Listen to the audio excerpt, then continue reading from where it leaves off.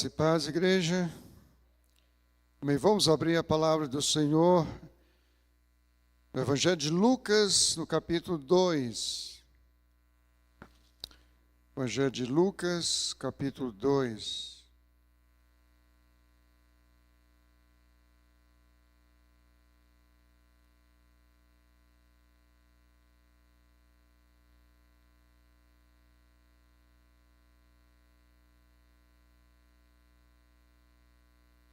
Aleluia.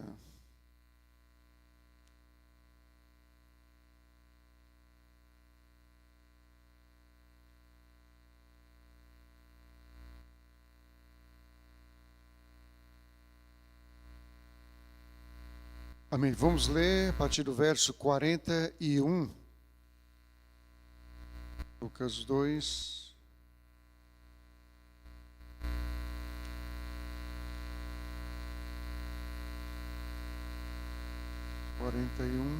a 50.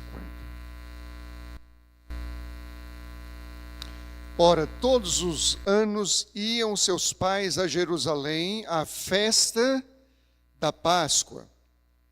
E tendo ele já 12 anos, subiram a Jerusalém, segundo o costume do dia da festa.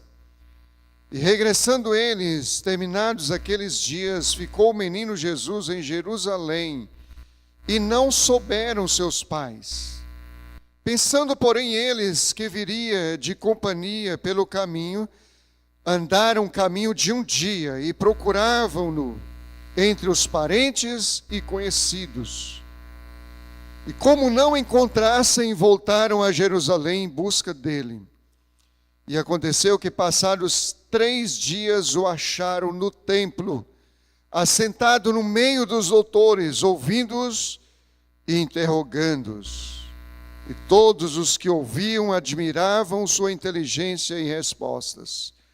E quando viram, maravilharam-se e disse-lhe sua mãe: Filho, por que fizeste assim para conosco? Eis que teu pai e eu, ansiosos, te procurávamos. E ele lhes disse: Por que é que me procuráveis? Não sabíeis que me convém tratar dos negócios do meu pai? E eles não compreenderam as palavras que ele dizia. E desceu com eles e foi para Nazaré. E era-lhe sujeito, e sua mãe guardava no coração todas essas coisas. E Jesus crescia em sabedoria e em estatura e em graça para com Deus e os homens. Amém. Meus queridos, eu estava pensando, qual a mulher, qual a mãe que ousaria se comparar a Maria? Qual de vocês ousaria se comparar com Maria? Ela foi nada mais, nada menos do que a mãe de Jesus, a mãe do Salvador. Eu nem olho, queridos, a escolha de Maria pela perspectiva do merecimento, porque Deus é soberano. Mas com absoluta certeza, Deus observou esses detalhes também para escolher uma mulher que viesse a ser mãe do seu filho. Mas Deus é soberano. Ele poderia ter escolhido uma outra pessoa, mas ele escolheu Maria. Ele deve ter percebido as prerrogativas de Maria. Uma serva estava aberta ao serviço, uma mulher abnegada, uma mulher confiante, uma mulher que se entregou por fé, mesmo não entendendo absolutamente nada do que pudesse vir a acontecer com ela, de forma miraculosa, milagrosa, por não haver conhecido homem algum e ser mãe mesmo assim. Agora, meus queridos, eu fico pensando, ser humano é ser humano. Uma mulher dessas, poderíamos até, de repente, dizer, como os católicos dizem e afirmam, e assim eles creem, e eu não estou aqui exercendo nenhuma crítica sobre eles, mas eles creem na perfeição de Maria.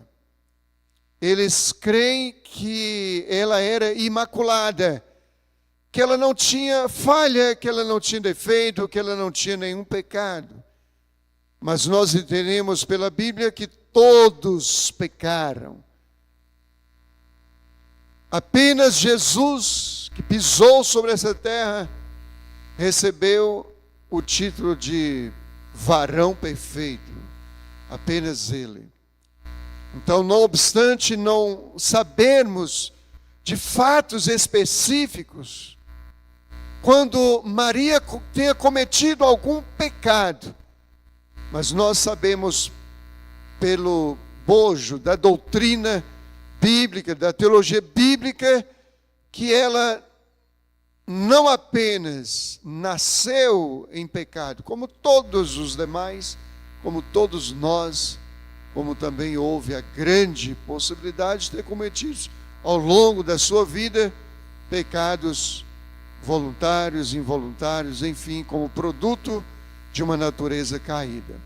Mas o que eu quero dizer para os irmãos, que mesmo sendo essa pessoa à beira da perfeição, assim como nós dizemos, assim como dizemos a respeito de outras pessoas também. Recentemente eu disse a respeito da irmã Olinda, que está num sofrimento muito grande, pesando 30 quilos.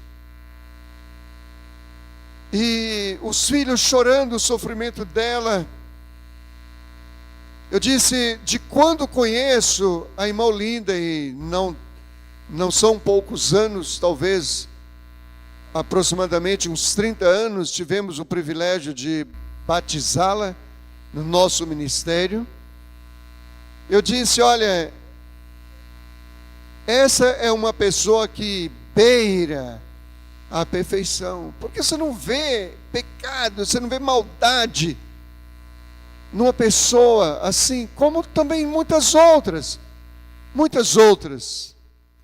Mas eu estava observando uma coisa interessante, queridos. Maria, sendo essa mulher, inclusive como exemplo de mãe, vai para uma festa, curte a festa em Jerusalém, depois vai embora e esquece o filho na festa. Esquece o filho lá. Olha a limitação humana aí na vida de Maria.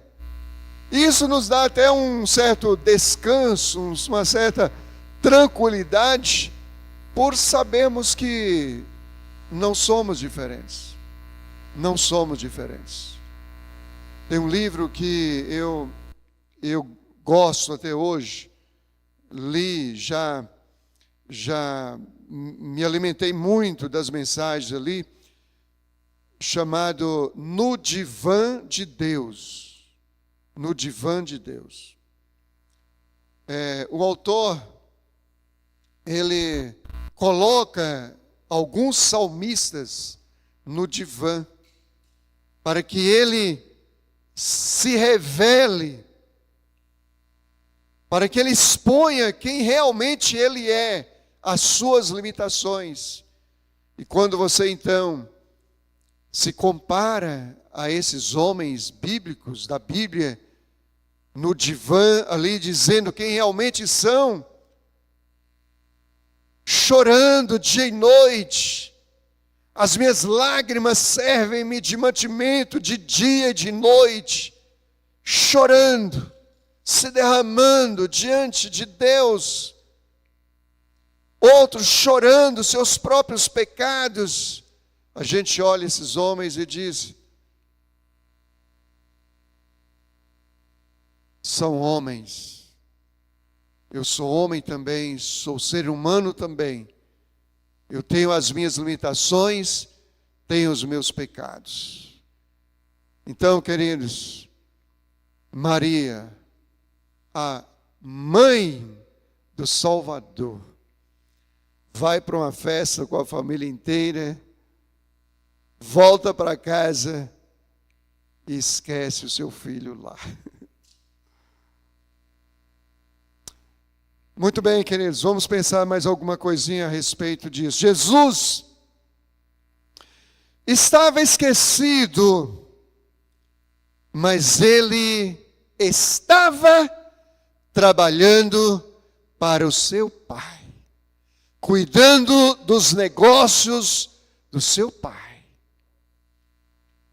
Ele não estava choramingando, ele não estava reclamando da sorte, ele não estava reclamando dos seus pais por terem o deixado, esquecido.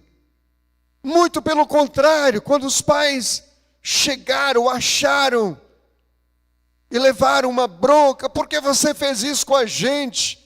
Ele disse: por que vocês estão assim? Não sabiam que eu deveria cuidar dos negócios do meu pai? Ou seja, ele estava de boa ali, cuidando dos negócios do seu pai. Meus queridos, isso nos ensina que mesmo aparentando estarmos esquecidos de tudo e de todos, à margem, sozinhos e isolados, cercados pelos problemas, não podemos deixar de cuidar dos negócios do Pai. Estou chateado hoje. Então hoje eu não vou para a igreja adorar a Deus, servir a Deus. Não vou, porque eu estou chateado com fulano de tal, então Deus vai pagar, porque eu não vou lá adorá-lo. É assim que nós somos. Estamos de biquinho, não vamos para a igreja. Adorar a Deus, cuidar dos negócios do nosso Pai. Meus queridos, eu ouvi uma coisa, uma vez, de uma pessoa muito conhecida, mas eu não vou dar o nome não. Se eu disser aqui, todo mundo vai saber quem é. Mas não é porque os irmãos são dessa igreja não, porque ela é conhecida no país e no mundo inteiro. Ela disse uma coisa que eu achei muito interessante, e é o que eu tenho procurado viver, e eu confesso que não é tão simples assim, não é tão fácil assim. Ela disse: a única coisa que me tira do altar, que me tira do púlpito, ela é uma pregadora, uma adoradora, a única coisa que me faz descer do altar é o meu pecado. É o meu pecado. A única coisa que me faz recuar e deixar de servir a Deus publicamente, pelo menos, é o meu pecado. Agora, os problemas que me cercam, não. Posso estar arrebentada, só o quimba, como diz popularmente, só o bagaço.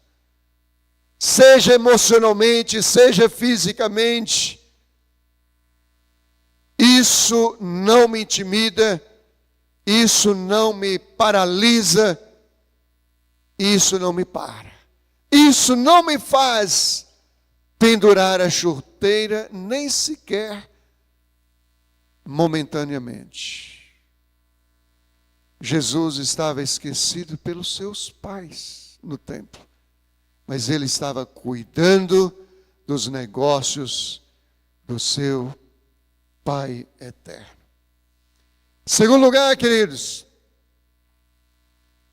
na realidade, Jesus não estava perdido.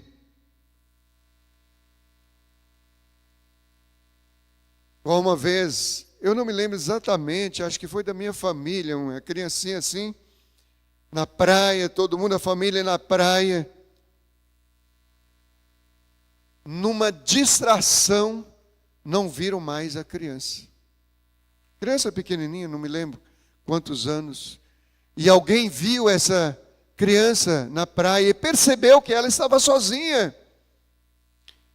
E aí disse: que foi? Cadê seus pais? Você está perdida? Não, meus pais é que se perderam. Então, mais ou menos isso que aconteceu com Jesus. Jesus não estava perdido. Jesus estava na casa do Pai, cuidando dos negócios do seu Pai.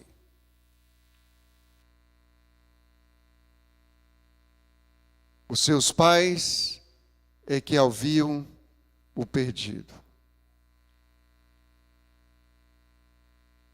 Quando nós estamos na casa do Pai, cuidando dos negócios do Pai, quem saiu é que se perdeu. Não é quem está dentro, cuidando dos trabalhos, dos negócios do Pai. Mas hoje há um modernismo. Somos criticados abertamente. E somos os loucos, perdendo tempo com esse negócio de igreja, de Deus, de evangelho, de Bíblia, de oração, dessas coisas. Uns ainda dizem: eu vivi muito tempo lá, mas tipo assim, me achei depois, hoje está tudo bem. E eles entendem que nós aqui estamos perdidos, com a cabeça perdida.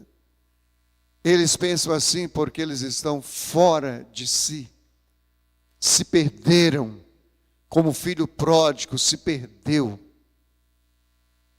Ele achou que agora é que eu me encontrei, agora é que eu estou curtindo a vida, agora sim, deixei a casa do meu pai, deixei as riquezas do meu pai, os prazeres da casa do meu pai, o conforto, a alegria da casa do meu pai, a fartura da casa do meu pai, onde eu tinha absolutamente tudo o que eu precisava. Deixei tudo, agora eu acho que agora é que eu me encontrei. Ele estava perdido. Quer uma prova de que ele estava perdido?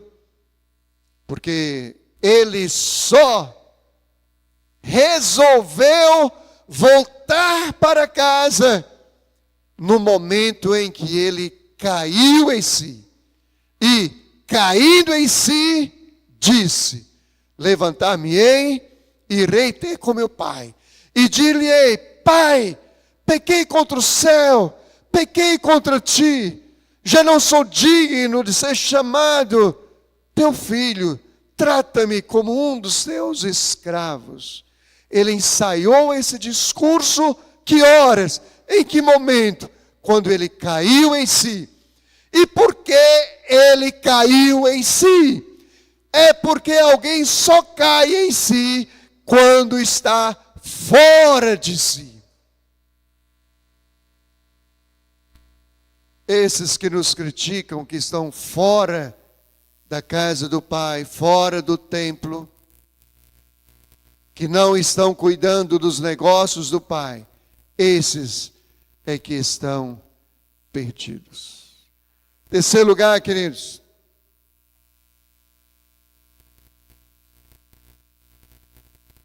interessante, muito interessante.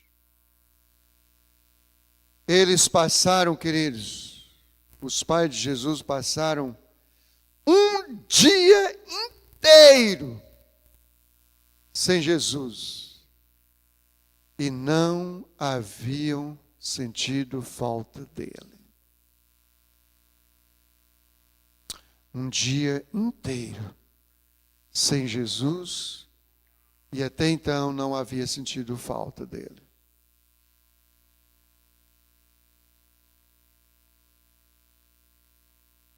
Mas há muitos que passam um dia, 2, 3, 1 ano, 10, sem Jesus. E até agora não sentiu falta dele. Não caiu em si. Até agora acha que está tudo bem. Está indo aí, no meio da multidão, nas baladas, nas festas por aí, e acha que está tudo bem. Sem Jesus. Perdeu Jesus. Mas acha que está tudo bem ainda. Mesmo sem ele. Mesmo sem ele.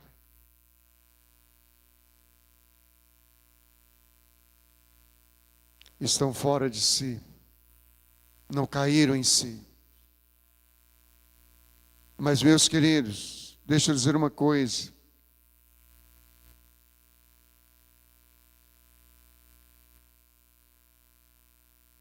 Como uma quarta lição.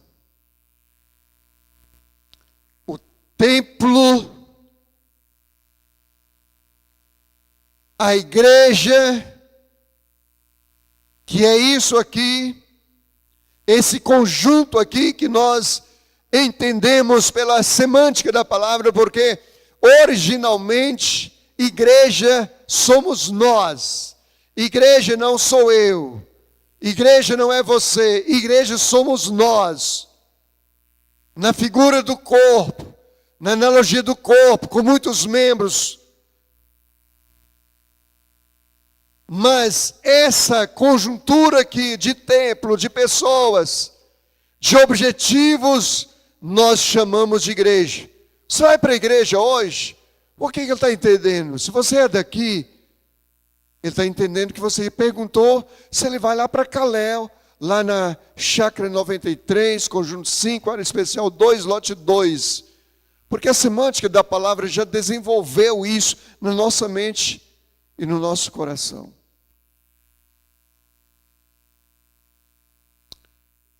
Às vezes, a última solução está no templo, na igreja.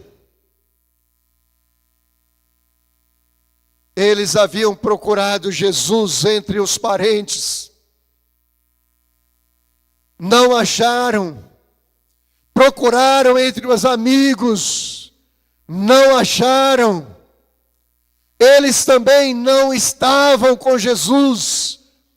Eles também não tinham Jesus na posse. Procuraram ansiosamente em meio à multidão. Não acharam Jesus. Nunca é tarde para voltar para a igreja. Nunca é tarde para voltar para o templo. Mesmo depois de um dia, resolveram voltar para o templo. Resolveram voltar para a igreja.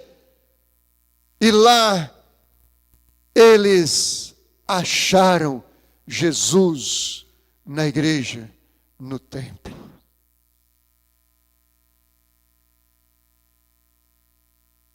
Ontem, queridos, lá no Vista Serena, eu vi um testemunho juntamente com o pastor Márcio e outros irmãos que estavam lá. Um testemunho muito forte. Talvez a gente traga esse testemunho para cá, o pastor que ministrou lá. Mas ele não conhecia Jesus, a esposa não conhecia Jesus, mas tinha um sonho muito grande, muito forte no coração de ser pai. Até que a esposa ficou gestante e acompanhou a gestação até o 9º mês. No 9º mês foi fazer os procedimentos de pré-natal. E o médico ali, nos aparelhos, mostrando todos os detalhes do filho para o pai. Olha, aqui é isso, aqui é isso, aqui é isso, aqui é isso. Os órgãos, os membros. Aí de repente o médico parou, chamou o pai à parte assim e disse: pai, eu não senti a batida do coração do seu filho. Depois foi examinar direito, aí chamou o pai novamente e disse: olha, a notícia não é boa, o seu filho faleceu. No 9º mês, ele se desesperou, xingou Deus, não queria saber de mais nada, era o sonho dele, curtiu esse sonho, até no último momento. Agora veio uma notícia dessa. E as pessoas convidavam ele para ir para a igreja. Ele disse: o quê? Igreja? Deus? Aconteceu isso e isso comigo. Mas um dia, pela insistência de um amigo, ele foi. E a irmã que estava pregando apontou para ele e disse: olha, no mesmo mês, não sabia quem ele era, ele não era crente, não conhecia Deus, mas apontou para ele e disse: olha, no mesmo mês que o seu primeiro filho foi gestado, sua esposa vai gestar, e você vai ter um filho e vai ser abençoado. E isso aconteceu, e o filho dele tem 24 anos, não é isso? 25 anos, o filho já é casado e é um pregador da palavra de Deus. Mas o que eu quero dizer com isso, queridos, que ele foi achar Jesus no templo. Ele foi forçado para o templo, sentou lá atrás, rejeitando tudo.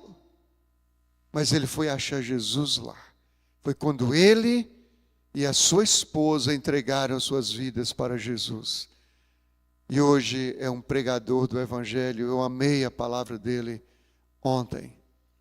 Uma exposição, uma humildade que eu fiquei muito edificado. Ele foi achar Jesus no templo. Às vezes, queridos, a solução é o templo, é na casa de Deus. É o lugar onde foi reservado para a presença de Deus, para Deus agir nas nossas vidas, para receber o nosso louvor, a nossa adoração, mas também para Deus agir em nós. Às vezes, a última solução, a última opção é o templo.